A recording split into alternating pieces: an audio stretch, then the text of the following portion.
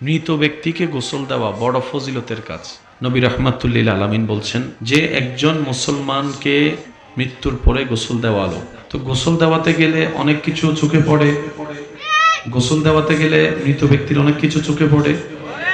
সে গোসল দেওয়ার পরে যা দেখেছে তা গোপন করে রাখলো, কাউকে বলে নাই। একটু বুঝবেন, নবীজি রাহমাতুল্লিল আলামিন বলছেন কেউ কোন মুসলমান মৃত ব্যক্তিকে গোসল দেওয়ালো এবং তার মধ্যে যা দেখেছে তা কাউকে না বলে গোপন রাখলো, আল্লাহ তাআলা ওই ব্যক্তির এই কাজটার কারণে 40 বার তাকে মাফ করে দেন। সুবহানাল্লাহ। অন্য হাদিসে এসেছে আল্লাহ তাআলা ওই গোসলদাতা ব্যক্তির জীবনের বড় বড় 40টা গুনাহ আল্লাহ মাফ করে দেন, যে একজন মুসলমানকে মৃত ব্যক্তিকে গোসল দেওয়া হবে। নবীজি বলছেন কেউ যদি একজন মৃত ব্যক্তিকে কাফনের কাপড় পরায়, কেউ যদি একজন মৃত ব্যক্তিকে কাফনের কাপড় পরায়, আল্লাহ তাআলা ওই ব্যক্তিকে জান্নাতি পোশাক পরায় দিবেন। আল্লাহ আমাদেরকে সেই নিয়ামত নেওয়ার তৌফিক দান করুন। আপনারা একটু খেয়াল করলে আশেপাশে দেখবেন আপনাদের এলাকায়, আপনাদের পরিচিতের ভিতরে অনেক টকবকে যুবক এমন আছেন যারা মানুষ মারা গেলে কবর খননের কাজ করে, নিজের আগ্রহে করে। আমাদের উচিত তাদেরকে উৎসাহ দেওয়া, আমাদের উচিত তাদের কাজটাকে সম্মান দেওয়া, তাদের প্রতি ভালোবাসা প্রদর্শন করা। কথা বলেন ঠিক কিনা? কারণ ভালো কাজে যত প্রশংসা করবেন, সাপোর্ট দিবেন, ভালো কাজ বাড়তে থাকবে, ভালো কাজ বাড়তে থাকবে। আফসোসের বিষয়, এটা আমাদের ব্যর্থতা। কবর খনন করার জন্য যারা আসে পরবর্তী সময় তাদের আমরা একটু খবরও নিই না, এমন অনেক মানুষও আছে। আমার কথায় কষ্ট নিবেন না, আমি আমার দোষের কথা বলছি। আমরা দিন দিন মানুষ হতে যাচ্ছি কেন, অমানুষ হয়ে যাচ্ছি। হঠাৎ করে রক্তের প্রয়োজন হয়, আপন মানুষ মেডিকেলে আছে, রক্তের প্রয়োজন হয়, এদিকে সেদিকে সেদিকে ওদিকে খবর লাগায়, কেউ একজন এসে রক্ত দিল, চিনি না জানি না, আমরা সেই মানুষটাকে পথ খরচের টাকাও দিই না, এমন ঘটনাও আছে। সে তো অন্তত একটু ভালোবাসা পাওয়ার তো অধিকার রাখে। নিজের শরীরে রক্ত দিয়ে দিচ্ছে আপনার আপনজনের জন্য, অথচ আপনাকে চিনেও না। তো যারা রক্ত দান করে, রক্তের এই উপকারটা করে, তাদের একটু খোঁজ খবর রাখা দরকার, অন্তত বছরে একবার হলো। একটা অনুরোধ করি, মনে রাখবেন, পালন করার চেষ্টা করবেন। আপনার আমাদের জীবনে যাদের 1 সেকেন্ডের উপকার আমাদের লেগেছে, আমরা যেন মুনাজাতে তাদের জন্য একটু দোয়া করি। পারলে বছরে 6 মাসে একবার হলো তাদের একটু, তাদের পরিবারের খোঁজ খবর নেওয়ার জন্য আমরা চেষ্টা করি। কারণ ওই বিপদকালে সময়ে চিনা নাই জানা নাই ডাক পড়েছে, কারো না কারো মাধ্যমে খবর পেয়েছে মেডিকেলে রক্তের দরকার, নিজের শরীরের রক্তগুলো দিয়ে দিয়েছে। আল্লাহ পাক আমাদেরকে শুকরিয়া আদায়কারী বান্দা হওয়ার তৌফিক দান করুন। যে বান্দার শুকরিয়া আদায় করতে জানে না, সে কখনো আল্লাহ শুকরিয়া আদায়কারী হতে পারে না। আল্লাহ তাআলা আমাদের আজকের এই আয়োজনকে কবুল করুন। মানুষ মারা গেলে অনেকে আছে না গোসল দেওয়ায়, মানুষ মারা গেলে গোসল দেওয়ায় আছে না। বড় দুর্ভাগ্যের বিষয় হচ্ছে যে দিন দিন সঠিকভাবে গোসল দেওয়ালা মানুষের অভাব হয়ে যাচ্ছে। তা আমি অনুরোধ করব, অন্তত এই বেসিক জিনিসটা আমরা সবাই যেন শিখার চেষ্টা করি। আমরা যেন নিজের বাবার গোসলটা নিজেরা দিতে পারি, বোনেরা যেন মার গোসলটা দিতে পারে। সবার এই জিনিসটা শিখার দরকার আছে না নাই? কারণ যে কোনো মুহূর্তে দরকার তো হবে, কি বলেন আপনারা? যে কোনো সময় দরকার। যারা গোসল দেওয়ায় আমরা তাদেরকে যথাযথ সম্মান, মূল্যায়ন, আপ্যায়ন করতে পারি না। ঠেকাই পড়লে কাছে ডাকি, কাজ শেষ, খবরও নিই না। মৃত মানুষকে গোসল দেওয়া কত বড় ফজিলত! সুবহানাল্লাহ। নবী রাহমাতুল্লিল আলামিন বলছেন মান গাসসালা মাইয়াতান, চলো বলি না সুবহানাল্লাহ। হায় হায় হায়, যে কোনো সময় মৃত্যু আসবে, যে কোনো সময়, হঠাৎ করে। প্রত্যেকটা যাত্রার একটা প্রস্তুতি থাকে। প্রত্যেকটা যাত্রা একটা প্রস্তুতি। যেমন আজকেও আপনারা যারা এখানে এসেছেন, সিম্পল একটা প্রস্তুতি সবারই ছিল, কারো আগে থেকে ছিল, কারো হঠাৎ হয়েছে। এমন না এখানে অনেকে এসেছেন, যাচ্ছেন একদিকে মাইকের আওয়াজ শুনে চলে আসছে, নাই মনে হয় যাচ্ছে অন্যদিকে মাইকের আওয়াজ শুনছে, দিল লাগছে, চলে আসছে। কারণ আল্লাহ তার তকদিরে সওয়াব দেওয়ার লিখে রেখেছেন, সে চলে এসেছে। প্রত্যেকটা যাত্রার একটা প্রস্তুতি আছে, মৃত্যু যাত্রার কোনো প্রস্তুতি নেই, কোনো প্রস্তুতি নেই, কোনো প্রস্তুতি নেই। সেজন্য সর্বদা এটার জন্য প্রস্তুত থাকতে হয়। তো প্রস্তুত থাকবো কিভাবে? অন্তত নিজেকে পবিত্র রেখে প্রস্তুত থাকতে পারি, অন্তত অজু অবস্থায় থাকার চেষ্টা করে পবিত্র থাকতে পারি, প্রস্তুত থাকতে পারি। আপনি হাঁটছেন, হঠাৎ মৃত্যু চলে এসেছে, সেখানে তো আমল করার কোনো সুযোগ, অন্তত অজুটা যদি থাকে।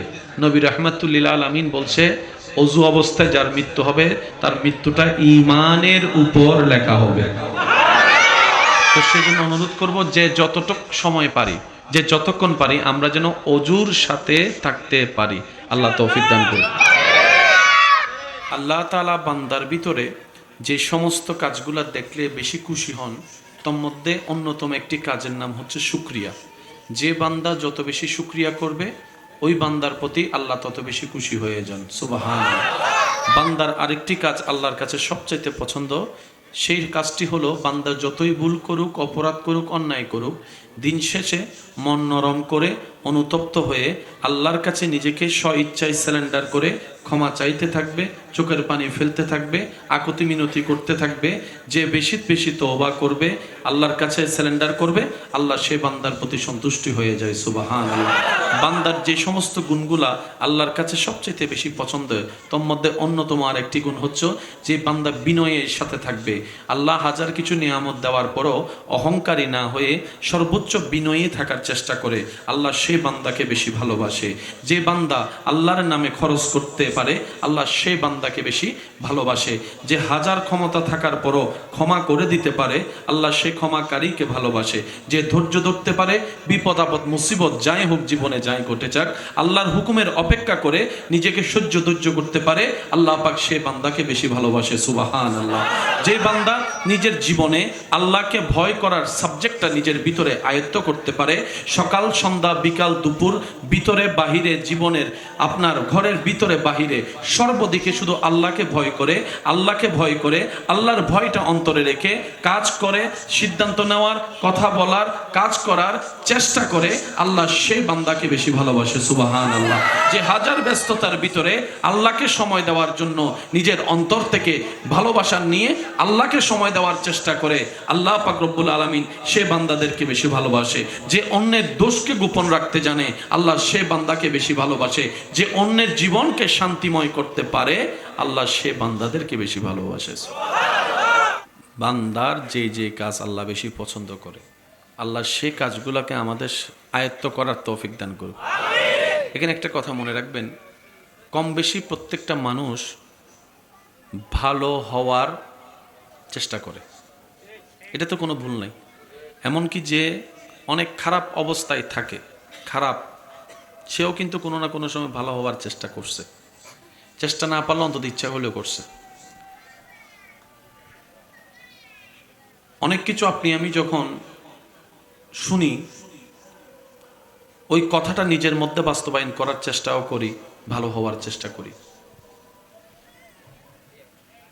আমাদের কাজ চেষ্টা করা, সাহায্য চাইবো আল্লাহর কাছে। ভালো হতে দেয় না কে? বলেন না, ভালো হতে দেয় না কে? ভালো হওয়ার ইচ্ছা আপনার আমার, দিচ্ছে না শয়তান। ভালো হলে খুশি হবে আল্লাহ, আর আল্লাহর খুশিটাই সহ্য করতে পারে না শয়তান। তো বান্দার সাথে যুদ্ধটা এখন কার হলো? বলেন না কার? কারণ বান্দাটা কার? তো বান্দা তো আল্লাহর দিকেই যাবে। যে খাওয়ায় তার দিকেই তো যাবে, যার জমিনে থাকে তার দিকেই তো যাবে, যার দেওয়া নেয়ামত তার দিকেই তো যাবে। এটা তো স্বাভাবিক কথা। দিচ্ছে না কে?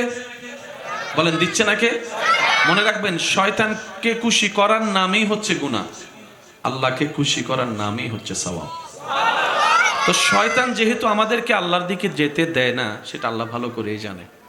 সেজন্য আল্লাহ তাআলা বলেছেন, বান্দা তুমি তোমার জায়গা থেকে শয়তানের কথার বিপরীতে চলার চেষ্টা করো। আর শয়তানকে যেহেতু তুমি সচক্ষে দেখো না, তার সাথে যুদ্ধ করে টিকাও তো সম্ভব। তো তুমি একটা কাজ করবা, আমি আল্লাহকে স্মরণ করবা, আউযু বিল্লাহি মিনাশ শাইতানির রাজিম। তুমি শয়তান সাথে যখন পারবা না, তুমি আমি আল্লাহকে একবার স্মরণ করবা। তখন এই তোমার জীবনে অভ্যাসগত এই আউযু বিল্লাহটাকে যদি আমি একবার আল্লাহ পছন্দ করিনি, যেদিন আমি পছন্দ করব সেদিন থেকে আমি আল্লাহর কুদরতি সাপোর্ট তোমাকে দেওয়া শুরু করে দিব। সুবহানাল্লাহ। কিন্তু যতদিন আমার সেই তোমার বলাটা পছন্দ না হবে, ততদিন তোমাকে ধৈর্যের সাথে বলতে হবে, বলতে হবে, বলতে হবে। বলেন সুবহানাল্লাহ। একটা কথা বলি, এখানে মনে রাখবেন, আমরা অনেক সময় অনেক কিছু নিজের মতো বুঝতে গিয়ে ভুল বুঝে ফেলি। যেমন এই কাজটা করলে দোয়া কবুল হবে, কথা কিন্তু সত্য। যদি কাজটা করার পরও দোয়া কবুল না হয়, তাহলে বুঝতে হবে কমতিটা আমার ভিতরে। কমতিটা, বলেন না ভাই, কমতিটা আল্লাহ দেয় নাই ন, আল্লাহ দিতে পারে নাই ন, আমি চাইতে জানি নাই, অথবা আমার চাওয়াটা রবের কাছে পছন্দ হয় নাই, অথবা আমি যা চাচ্ছি সেটা আমার জন্য ভালো হবে না, তাই আমার রব দিচ্ছে না। বলেন না সুবহানাল্লাহ। প্রত্যেকটা জিনিসের একটা সিস্টেম আছে না? বলেন না, সিস্টেম আছে না? মা বাবার সামর্থ্য থাকা সত্ত্বেও ক্লাস 4-এর বাচ্চা যদি আইফোন খুঁজে মা বাবাকে দিবে? কোনো বুদ্ধিমান মা বাবা তো দিবে। তার মানে সামর্থ্য নেই ন, সন্তানের উপকার চাইতে ক্ষতি বেশি হবে বলেই মা বাবা দেয় না। তা আল্লাহ হচ্ছে আমাদের সর্বোত্তম অভিভাবক। সুবহানাল্লাহ, জোরে বলি, একদম মন খুলে বলি সুবহানাল্লাহ। আল্লাহ হচ্ছেন আমাদের সর্বোত্তম অভিভাবক। তিনি ভালো জানেন আমাদের কখন দরকার, কি দরকার, কোনটা দরকার, কতটুক দরকার, কিভাবে দরকার। সেজন্য বান্দা হিসেবে আমাদের উচিত সর্বদা ধৈর্য, শুকরিয়া সাথে আল্লাহর হুকুমের অপেক্ষা করা। মনে রাখবেন, আল্লাহ তাআলা বেনিয়াজ, আল্লাহ তাআলা দিতে থাকেন, দিতে থাকেন, দিতে থাকেন, এটা আল্লাহর সুন্নত। তবে আল্লাহর দেওয়ার নিয়ামত আমাদের আলগানোর ক্ষমতা আছে কিনা সেটাও তো দেখতে হবে, সেটাও তো দেখতে হবে। সেজন্য যে যতটুক পারে আল্লাহ তাকে ততটুকুই দান করে। বলেন না সুবহানাল্লাহ। মন ছোট করা চলবে। শুনুন, মুসা নবী আল্লাহর সাথে কথা বলে, কালিমুল্লাহ, আল্লাহ পাক ওনাকে সেই শান, মান, ইজ্জত দান করেছেন। তো মুসা নবী একদিন যখন আল্লাহর সাথে কথা বলতে যাচ্ছেন, তেমন সময় মাঝপথে ওনার একজন উম্মত বলে, হে নবী মুসা, আপনি তো আল্লাহর সাথে কথা বলতে যাচ্ছেন, আল্লাহ আমাকে এমন দুনিয়াবী সম্পত্তি দিয়েছে, আমি এখন আর রাখার জায়গা পাচ্ছি না। মন খুলে বলি সুবহানাল্লাহ। আল্লাহ আমাকে এমন দুনিয়াবী সম্পত্তি দিয়েছেন, আমি এখন রাখার জায়গা পাচ্ছি না, আমি এখন অলরেডি ফেড আপ হয়ে গেছি, এত সম্পত্তি। আল্লাহকে বলুন আমাকে যেন সম্পত্তি একটু কমাই দেয়। সবাই চাই পাওয়ার জন্য, উনি বলছেন আল্লাহকে বলেন যেন আমাকে একটু সম্পদ কমাই দেয়।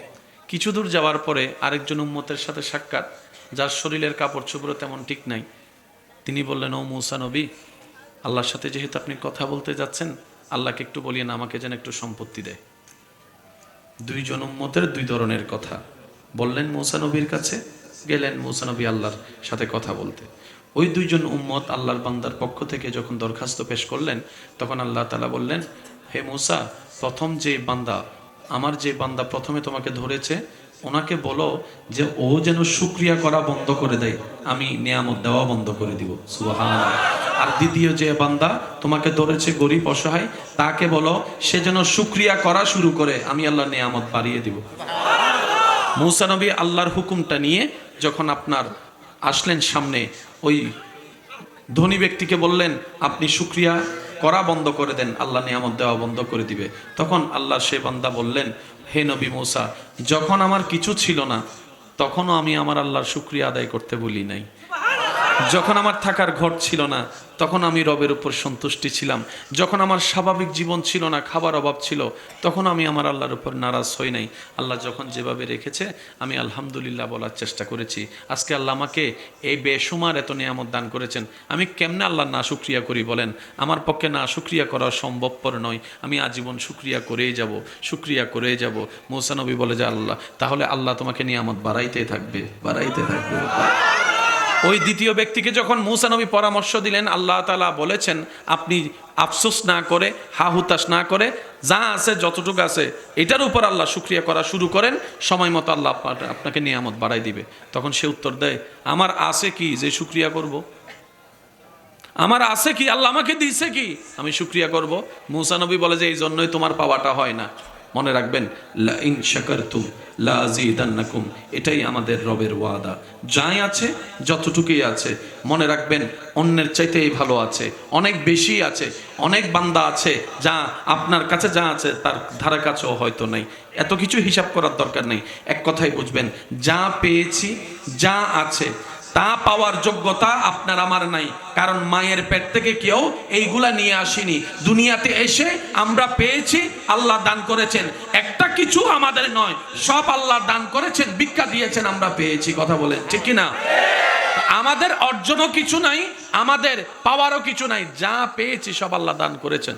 তো যেহেতু আল্লাহ দয়া করে দান করেছেন, দান করলে ওনার উপর প্রশ্ন করা যায় না। যে খুশি হয়ে যা দেয় এটাই নিতে হয়। কথা বলেন ঠিক কিনা? তো সেজন্য আল্লাহ যা দিয়েছেন, একটাও কি আমরা যোগ্যতা গুণে পেয়েছি বলেন? একটা জিনিসও, এই দুইটা চোখ কি আমরা যোগ্যতা গুণে পেয়েছি? আল্লাহ দয়া করে দিয়েছেন। মাথায় থাকবে শুধু এতটুকু, পাইলেও আলহামদুলিল্লাহ, না পাইলেও আলহামদুলিল্লাহ। সবাই একটু বলি, পাইলেও আলহামদুলিল্লাহ, না পাইলেও আলহামদুলিল্লাহ। আল্লাহ পাক আমাদের সবাইকে জীবনের অবিচ্ছেদ্য অংশ হিসেবে শুকরিয়া, ধৈর্য, ইস্তেগফার, দরুদ, আল্লাহর নিয়ামতের কৃতজ্ঞতা সাথে বন্ধুত্ব রাখার তৌফিক দান করুন। যতটুক পারেন ভালো কাজ করেন।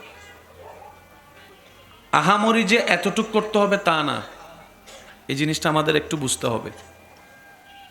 মনোযোগ আছে সবার? কি হচ্ছে যে? ও আচ্ছা আচ্ছা আচ্ছা, ঠিক আছে। সম্প্রতির বাংলাদেশ এটা, ঠিক না? আমাদের বাংলাদেশ হচ্ছে সম্প্রীতির, ভালোবাসার বাংলাদেশ। যার যার কাজ সে করছে। আপনাদের সবার মনোযোগ আছে তো না? আর 5 মিনিট আসি, তারপরে যাচ্ছি আমি। আর বিরক্ত করবো না আপনাদের। অনেকের চেহারা একটু মলিনতা হয়ে গেছে, মনে বিরক্ত হয়ে গেছে না? মন খুলে একবার দরুদ শরীফ পড়েন তো, একদম মন খুলে। আল্লাহুম্মা সাল্লি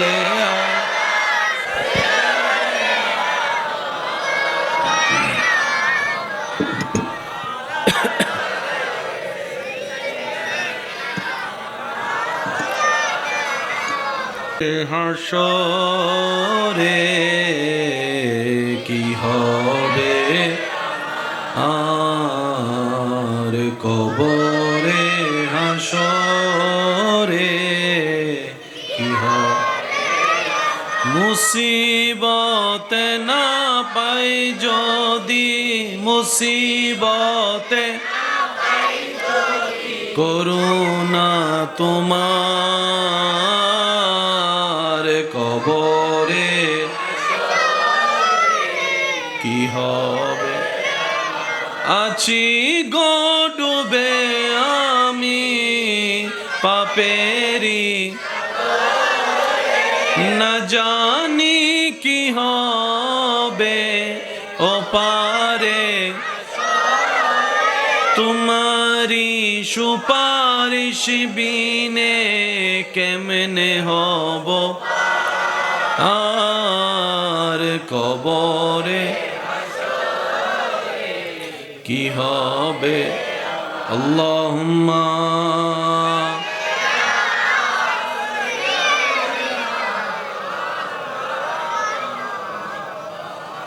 ওয়া আলা আলি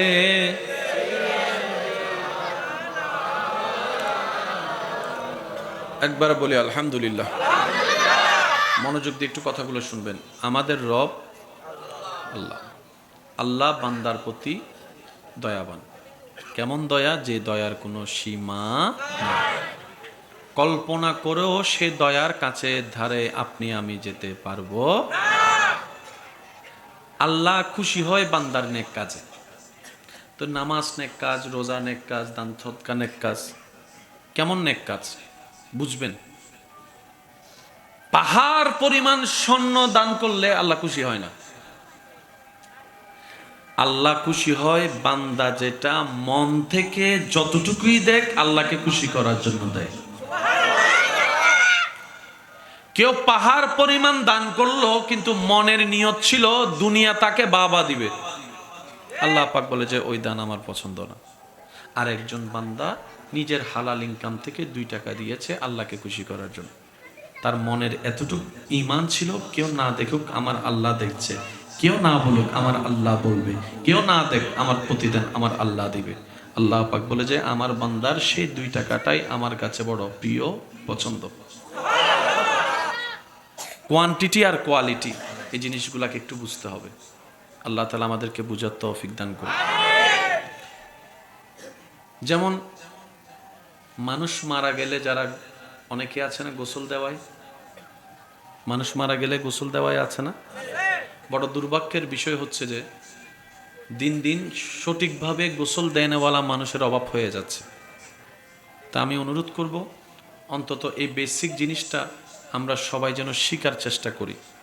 আমরা যেন নিজের বাবার গোসলটা নিজেরা দিতে পারি, বোনেরা যেন মার গোসলটা দিতে পারে। সবার এই জিনিসটা শিকার দরকার আছে না নাই? কারণ যে কোনো মুহূর্তে দরকার তো হবে। কি বলেন আপনারা? যে কোনো সময় দরকার হবে। যারা গোসল দেওয়ায় আমরা তাদেরকে যথাযথ সম্মান, মূল্যায়ন, আপ্যায়ন করতে পারি না। ঠেকাই পড়লে কাছে ডাকি, কাজ শেষ খবরও নিই না। মৃত মানুষকে গোসল দেওয়া কত বড় ফজিলত! সুবহানাল্লাহ। নবী রাহমাতুল লিল আলামিন বলছেন, মান গাসসালা মাইয়াতান, জোরে বলি না সুবহানাল্লাহ। হায় হায় হায়, যে কোনো সময় মৃত্যু আসবে, যে কোনো সময় হঠাৎ করে। প্রত্যেকটা যাত্রার একটা প্রস্তুতি থাকে, প্রত্যেকটা যাত্রার একটা প্রস্তুতি। যেমন আজকেও আপনারা যারা এখানে এসেছেন, সিম্পল একটা প্রস্তুতি সবারই ছিল, কারো আগে থেকে ছিল, কারো হঠাৎ হয়েছে। এমন এখানে অনেকে এসেছেন, যাচ্ছেন একদিকে মাইকের আওয়াজ শুনে চলে আসছে, নাই মনে হয়? যাচ্ছে অন্যদিকে মাইকের আওয়াজ শুনছে, দিল লাগছে, চলে আসছে। কারণ আল্লাহ তার তাকদীরে সওয়াব দেওয়ার লিখে রেখেছেন, সে চলে এসেছে। প্রত্যেকটা যাত্রার একটা প্রস্তুতি আছে, মৃত্যুর যাত্রার কোনো প্রস্তুতি নেই, কোনো প্রস্তুতি নেই, কোনো প্রস্তুতি নেই। সেজন্য সর্বদা এটার জন্য প্রস্তুত থাকতে হয়। তো প্রস্তুত থাকবো কিভাবে? অন্তত নিজেকে পবিত্র রেখে প্রস্তুত থাকতে পারি, অন্তত অজু অবস্থায় থাকার চেষ্টা করে পবিত্র থাকতে পারি, প্রস্তুত থাকতে পারি। আপনি হাঁটছেন, হঠাৎ মৃত্যু চলে এসেছে, সেখানে তো আমল করার কোনো সুযোগ। অন্তত অজুটা যদি থাকে, নবী রাহমাতুল লিল আলামিন বলছে অজু অবস্থায় যার মৃত্যু হবে তার মৃত্যুটা ঈমানের উপর লেখা হবে। তো সেজন্য অনুরোধ করব যে যতটুক সময় পারি, যে যতক্ষণ পারি, আমরা যেন অজুর সাথে থাকতে পারি। আল্লাহ তৌফিক দান করুন। মৃত ব্যক্তিকে গোসল দেওয়া বড় ফজিলতের কাজ। নবী রাহমাতুল লিল আলামিন বলছেন যে একজন মুসলমানকে মৃত্যুর পরে গোসল দেওয়ালো, তো গোসল দেওয়াতে গেলে অনেক কিছু চোখে পড়ে। একটু কথা বললে খুশি হব। গোসল দেওয়াতে গেলে মৃত ব্যক্তির অনেক কিছু চোখে পড়ে। সে গোসল দেওয়ার পরে যা দেখেছে তা গোপন করে রাখলো, কাউকে বলে নাই। একটু বুঝবেন, নবীজি রাহমাতুল লিল আলামিন বলছেন কেউ কোনো মুসলমান মৃত ব্যক্তিকে গোসল দেওয়ালো এবং তার মধ্যে যা দেখেছে তা কাউকে না বলে গোপন রাখলো, আল্লাহ তাআলা ওই ব্যক্তির এই কাজটার কারণে 40 বার তাকে মাফ করে দেন। সুবহানাল্লাহ। অন্য হাদিসে এসেছে আল্লাহ তাআলা ওই গোসলদাতা ব্যক্তির জীবনের বড় বড় 40টা গুনাহ আল্লাহ মাফ করে দেন। যে একজন মুসলমানকে মৃত ব্যক্তিকে গোসল দেওয়া হবে। নবীজি বলছেন, কেউ যদি একজন মৃত ব্যক্তিকে কাফনের কাপড় পরায়, কেউ যদি একজন মৃত ব্যক্তিকে কাফনের কাপড় পরায়, আল্লাহ তাআলা ওই ব্যক্তিকে জান্নাতি পোশাক পরায় দিবেন।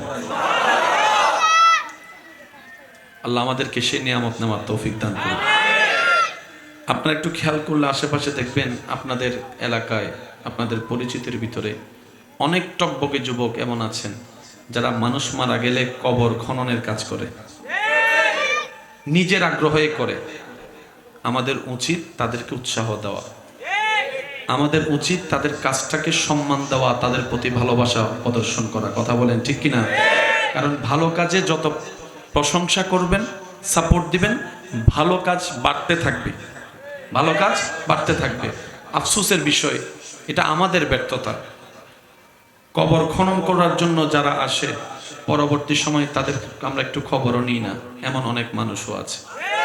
আমার কথায় কষ্ট নেবেন না, আমি আমার দোষের কথা বলছি। আমরা দিন দিন মানুষ হতে যাচ্ছি কেন, অমানুষ হয়ে যাচ্ছি।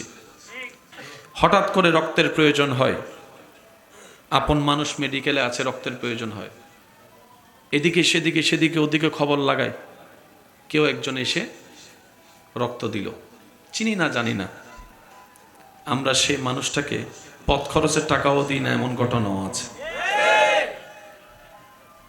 সে তো অন্তত একটু ভালোবাসা পাওয়ার তো অধিকার রাখে। নিজের শরীরে রক্ত দিয়ে দিচ্ছে আপনার আপনজনের জন্য, অথচ আপনাকে চিনেও না। তো যারা রক্ত দান করে, রক্তের এই উপকারটা করে, তাদের একটু খোঁজ খবর রাখা দরকার, অন্তত বছরে একবার হলো। একটা অনুরোধ করি, মনে রাখবেন, পালন করার চেষ্টা করবেন।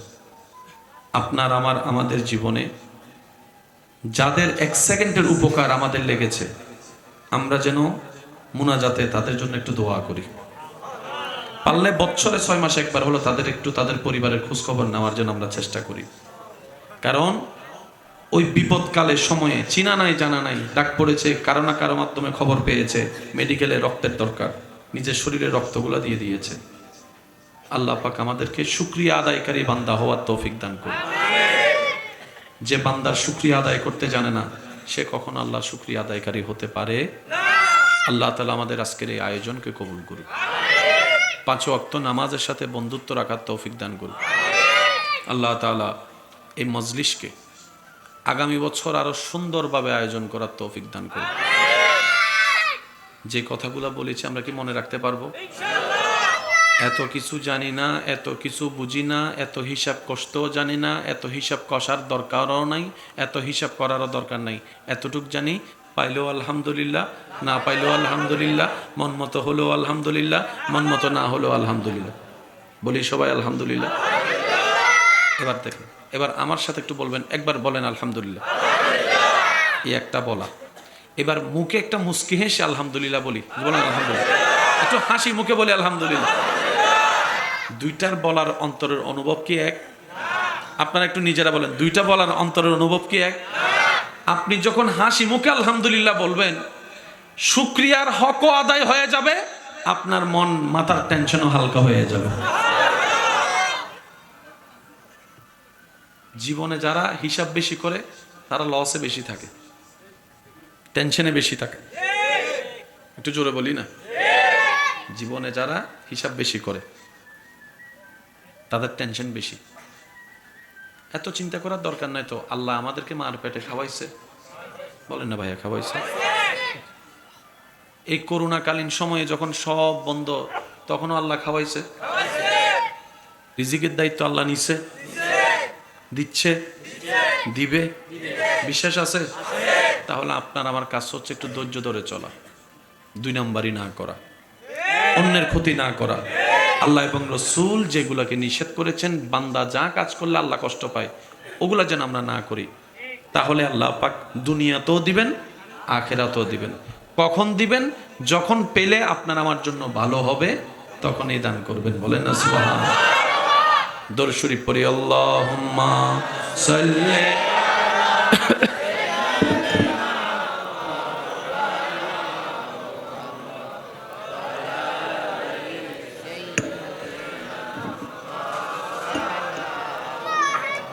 মোহাব্বতের আওয়াজ একবার বলি মারহাবা। আমাদের জীবনে গুনাহ আছে না নাই? গুনাহ বেশি থাকলে জান্নাত না জাহান্নাম? আর আল্লাহ চাই বান্দাকে জান্নাত দিতে। সুবহানাল্লাহ বলি। আল্লাহ চাই আমাদেরকে কিসে দিতে? এই জিনিসটা একটু মাথায় রাখবেন। গায়ে জ্বর হয় না? এই বান্দার জ্বর হলে এই জ্বরের কারণে আল্লাহ গুনাহ মাফ করে দেয়। রাস্তা দিয়ে হাঁটার সময় একটা কাঁটা ফুটলে এই কাঁটার কারণে আল্লাহ পাক আপনাকে মাফ করে দিবেন। পারিবারিক কষ্ট আছে, স্বামী স্ত্রীর কষ্ট আছে, বিভিন্ন এই জামিলার কষ্ট আছে, ধৈর্য ধরবেন, গুনাহ মাফ হয়ে যাবে। আল্লাহ আচ্ছা একটা কথা বলেন, মনে করেন জাহান্নামে চললে, জাহান্নামের আগুনে জ্বললে 2000 বছর জ্বলতে হবে, আর একই কাজের সাজা দুনিয়াতে হলে 1 বছর কষ্ট পেলে হয়ে যাবে। আপনি কি 2000 বছরেরটা নেবেন নাকি 1 বছরেরটা নেবেন? এটা তো কমন কথা, একদম নর্মাল বিষয়। আল্লাহ এই কাজটাই করে। আল্লাহ যাকে জান্নাত দিতে চায় দুনিয়া থেকে আল্লাহ পাক ওনাদেরকে পবিত্র করে তারপরে জান্নাতের ব্যবস্থা করে। সুবহান। আর একটু জোরে বলি সুবহানাল্লাহ।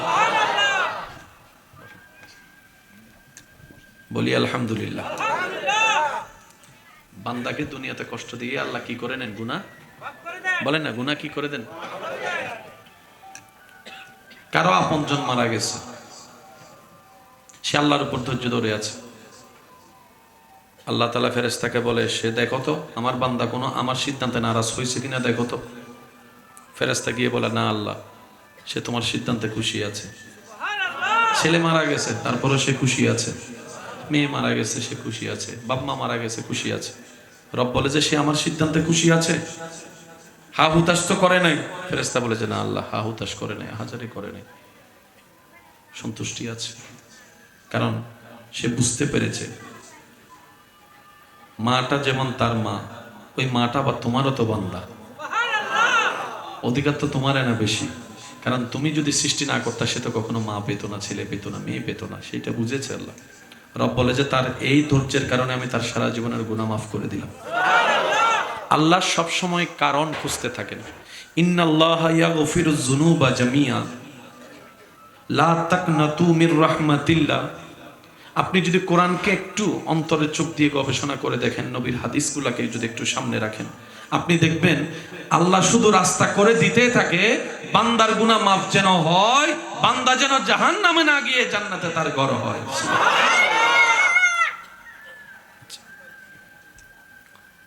দুনিয়াতে যখন আপনাকে কেউ কাঁদাবে অন্যায়ভাবে, কেউ যখন কাউকে কাঁদায়, তখন আল্লাহ তাআলা ফেরেশতাকে জিজ্ঞেস করে, ফেরেশতা আমার এই বান্দাকে কাঁদালো কে? মন মতো হয় না। একটু মনের কান দিয়ে শোনার অনুভব করার চেষ্টা করেন আল্লাহ যে আমাদেরকে কত পরিমাণ ভালোবাসে। দুনিয়াতে যখন কেউ আপনাকে কাঁদায় অন্যায়ভাবে, কেউ যখন কাউকে কষ্ট দিয়ে কান্না করায়, তখন ফেরেশতাকে আল্লাহ জিজ্ঞেস করে, ও ফেরেশতা আমার বান্দাকে কাঁদালো কে? আমার বান্দার চোখে পানি আনলো কে? ফেরেশতা বলে আল্লাহ অমুক অমুক অমুক অমুক এইভাবে তাকে কষ্ট দিয়েছে। আল্লাহ তাআলা বলে, ফেরেশতা তোমরা সাক্ষী থাকিও, আমার এই বান্দার চোখ থেকে ঝরা প্রত্যেকটা পানির আমি বদলা হাসরের ময়দানে হিসাব নিব। যারা আমার বান্দাকে কাঁদিয়েছে প্রত্যেকটা ফোঁটা চোখের পানির বদলা হিসাব আমি আল্লাহ নিব। কারণ বান্দাটা আমার ভালোবাসার সৃষ্টি, প্রেমের সৃষ্টি, মহব্বতের সৃষ্টি ছিল। আমি আল্লাহ সমস্ত সৃষ্টিকে আদেশ দিয়ে বানিয়েছি, আশরাফুল মখলুকাতকে মহব্বত দিয়ে বানিয়েছি। কোনো বান্দাকে কষ্ট দেওয়া আল্লাহ পছন্দ করে না, আল্লাহ পছন্দ করে না। সেজন্য মনে রাখবেন, যখনই কষ্ট আসবে, আপনার বিপদ আপনার চতুর্দিকে ছেয়ে যাবে, আপনরা হাত ছেড়ে দিবে, আশা যার কাছে আশা করবেন সে মানুষ আপনাকে নিরাশা করবে। মনে রাখবেন আল্লাহ তাআলা আপনাকে সরাসরি নিজে সাহায্য করার জন্য প্রস্তুতি করে নিচ্ছেন। সুবহানাল্লাহ। তুফান যখন হয়, ওই ধান গাছের উপর যখন তুফান বয়ে যায়, সেগুলাই ঝরে যায় যা অনুপযুক্ত, যেগুলো উপযুক্ত সেগুলো টিকে যায়। আল্লাহ তাআলা এরকম তুফান কিছু মানুষের জীবনে দেয়। বিপদ না আসলে বন্ধুকে দুশমনকে চিনা তো যেত না, অভাব না আসলে আপনকে পরকে চিনা তো যেত না। ওই জিনিসগুলাকে জানার জন্য, প্র্যাকটিক্যালি বুঝার জন্য আল্লাহ তাআলা আপনার আমার সামনে কিছু সিচুয়েশন এনে দেয়। যখন বান্দা যাকে ছাড়া থাকতে পারে না, চলতে পারে না, এমন মানুষও যখন অভাবের সময় হাত ছেড়ে দেয়, তখন বান্দা বলে কাকে আপন ভেবেছিলাম, আপন তো কেউ নাই, আপন তো কেউ নাই, আপন তো কেউ নাই, ডানেও কেউ নাই, বামেও কেউ নাই। আল্লাহ পাক বলে যে বান্দা তুই যেন বুঝতে পারিস আমি আল্লাহ ছাড়া তোর আপন কেউ নাই দুনিয়াতে, এটা যেন তুই বুঝতে পারিস, সেজন্য আমি আল্লাহ এই সিস্টেমটা করে দিয়েছি। আল্লাহু আকবার।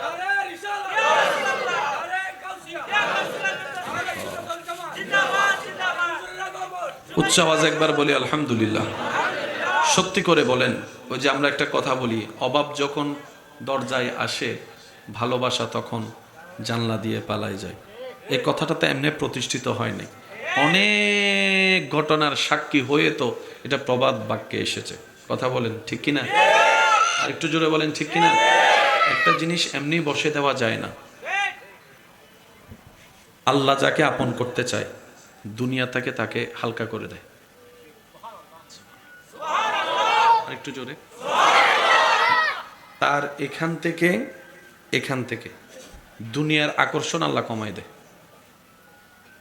দুনিয়ার প্রতি তার আকর্ষণ থাকে না, যার কারণে সে পাওয়ার হিসাবও করে না, হারানোর লসের হিসাবও করে না। আর এগুলো না করার কারণে তার কোনো টেনশনও থাকে না। বলেন না সুবহানাল্লাহ। হিকমতটা একটু বোঝার চেষ্টা করবেন। অনুরোধ করব, 5 ওয়াক্ত নামাজের পাশাপাশি যখনই পারেন গভীর রাতে আল্লাহর দরবারে একটু দাঁড়ানোর চেষ্টা করবেন, মন ভরে রবের দরবারে সিজদা দেওয়ার চেষ্টা করবেন।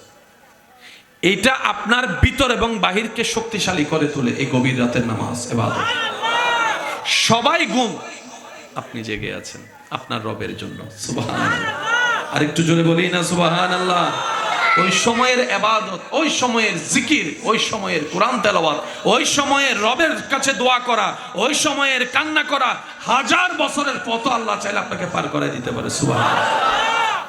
আল্লাহ তাআলা আমাদেরকে নেক আমলের সাথে বন্ধুত্ব করার তৌফিক দান করুন, নেক আমলের সাথে চলার থাকার তৌফিক দান করুন। এখন ডিসেম্বরের কত তারিখ? জানুয়ারিতে দরবারে বারিয়া শরীফে কিছু একটা আছে মনে হয়। ইংরেজি কত তারিখ? জানুয়ারির 25 এবং 26। জানুয়ারির 25 এবং ঐতিহাসিক মহান 12ই মাঘ। বলি আলহামদুলিল্লাহ। এলাকার মানুষকে দাওয়াত দেওয়াটা ঠিক না, ঘরের মানুষকে কিসের দাওয়াত? তবে সবার কাছে অনুরোধ, আমরা যাব মেজবান হয়ে। মেজবান কি? যারা দূর থেকে আসবেন ওনারা মেহমান। মেজবানের কাজ হচ্ছে মেহমানদারি করা। মেহমান খাওয়ার পরে থাকলে খাবো, নাইলে না থাকলে, এই কথাটা একটু মাথায় রাখবেন। আমরা যারা দূর থেকে আসবে সারা বাংলাদেশের আনাচে কানাচ থেকে, আমরা যেন ওনাদেরকে সর্বোচ্চ মেহমানদারি করতে পারি। অন্তত ইয়েনজান হয় ওয়া সিরাঙ্গন মিদি মেহমানদারি আছে সিরিঙ্গ কল নামাতে বজন হ দুজন আগে বরিশালত তো তাহলে নামাতির দি আদে বদা যতদিন তাই কেউ তুইও সিরিঙ্গ গিয়েও এন্টার বরিশালি নাই তো নোয়াইলে বরিশালি নাই এমবে সিরিঙ্গে কিছু নামাতে থাকতে থাকতে থাকতে ইয়ারা সিরিঙ্গে তুনো বালা সিরিঙ্গি তেরা পারে এন করে সিরিঙ্গে হ দিবে কি মেড ইন বরিশাল নাই এনে বুঝানো যায় আছে না নাই হন আওয়াজ আর বেগুন হন্ডাইলে সিরিঙ্গে হ আর বেগুন হন্ডার নমা তারও জোর অহম পড়িব আর বেগুন হন্ডার। তা আমরা চেষ্টা করব মেজবান হয়ে ওনাদেরকে কি করা, মেহমানদারি করা। আল্লাহ মিলালে খাবো, না মিলালে চলে আসবো। 25 তারিখও যাব, 26 তারিখে যাব। আসলের পর থেকে শুরু হবে, আল্লাহ যতক্ষণ করায় ইনশাল্লাহ বলি। নিজেও যাব, সবাইকে নিয়ে যাওয়ার চেষ্টা করব। আল্লাহ আমাদের তৌফিক দান করুন। আগামীকালকে কি বার? শুক্রবার। আপনারা এক একজন এক এক জায়গায় জুমা তো পড়েন না, জুমার 2 রাকাতের আগে পরে কিছু আসেনি, এগুলো একটু পড়ার আল্লাহ তৌফিক দান করুক। বহুত বছর এই 2 রাকাত, বহুত বছর এই বাদে 2 রাকাত, এখানে আগে পরে কিছু বাড়ানো হবে। আমি একবারে 71 বাড়াইতাম না হয়তো, কেন আস্তে আস্তে হইল বাড়াও না। তো ইয়ান বাড়াইতে পারিবেন কেন? অনত্তন যেন ওই সারা বারাটা ভিতরে ঢুকি জঙ্গ ভরিব। যদি আজান আজানে ঢুকি যেতে পারেন তাহলে বেশি বাড়াইতে পারিবেন। এখন বহুত জনতা যাইয়ে শুধু ফিলার তো আদে, কি তো আদে আদে কি রব তুই ফিলার কত ওর কেনা তুইও দেখ কেনা শয়তানের চালাকি মনত রাখম পড়বি কি শয়তানে হ দে, তুই শুধু ফিরতান লাগা বাকি হামাই করিস। শয়তানে হদে তুই শুধু কি লাগা বাকি হাম আয় করিস। তো অন হবেন দে তুই বাকি হামিন কর, আয় ফিট ন লাগাই।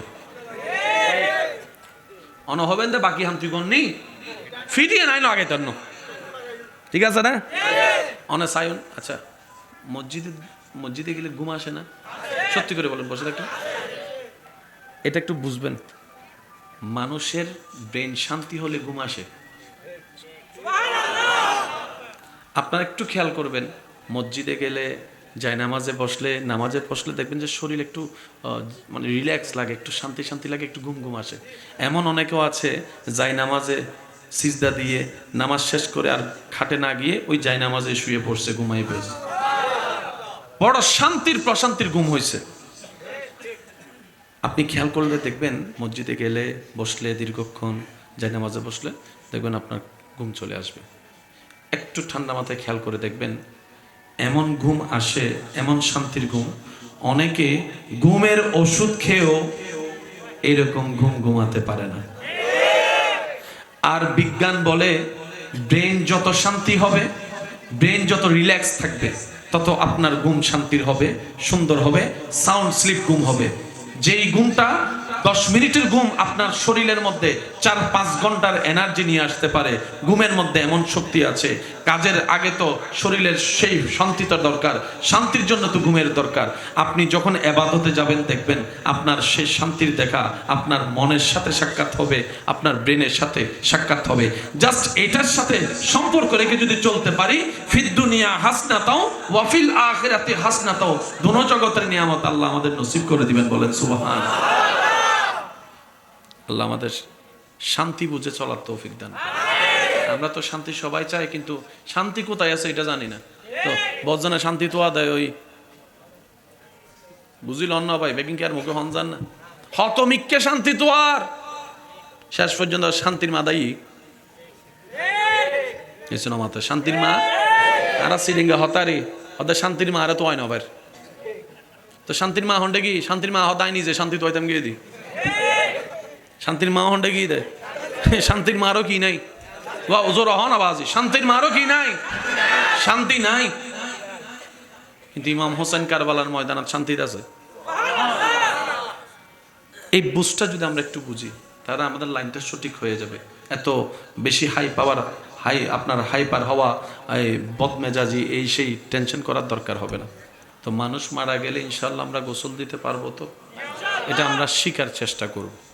অন্তত নিজের মানুষগুলোকে যেন নিজে গোসল দিতে পারি, গোসল দিতে না পারলেও আমরা যেন পাশে দাঁড়াতে পারি, গোসলের সরঞ্জামগুলা দিতে পারি। অনেকে বলবেন যে ভাইয়া ভয় লাগে, তাহলে আপনি এই জিনিসটা বুঝেন, আপনার আপন মানুষকে যদি আপনার মরা লাশটা ভয় লাগে, সে তো আপনাকে আপন মনে করছিল, তা আপনিও মারা গেলে আপনার আপনজনেরা আপনাকে ভয় পাবে।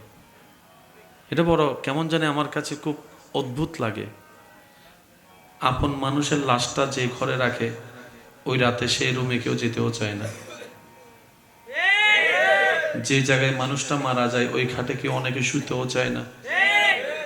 নিজের আপনা মানুষকেও মানুষ এরকম ভয় পায়, মানে ভূত হয়ে গেছে এরকম একটা ভাব চলে আসে। তা আসলে কি জানেন, এই দুনিয়া কাউকে জায়গা দেয় নাই, কাউকে জায়গা দিবে না। এই দুনিয়া শুধু সময়ের অপেক্ষা করতে থাকে ধাক্কা দিয়ে বের করে দেওয়ার জন্য। এই দুনিয়া শুধু সময়ের অপেক্ষা করে কখন যে তোকে ধাক্কা দিয়ে বের করা যায় সেই অপেক্ষার জন্য।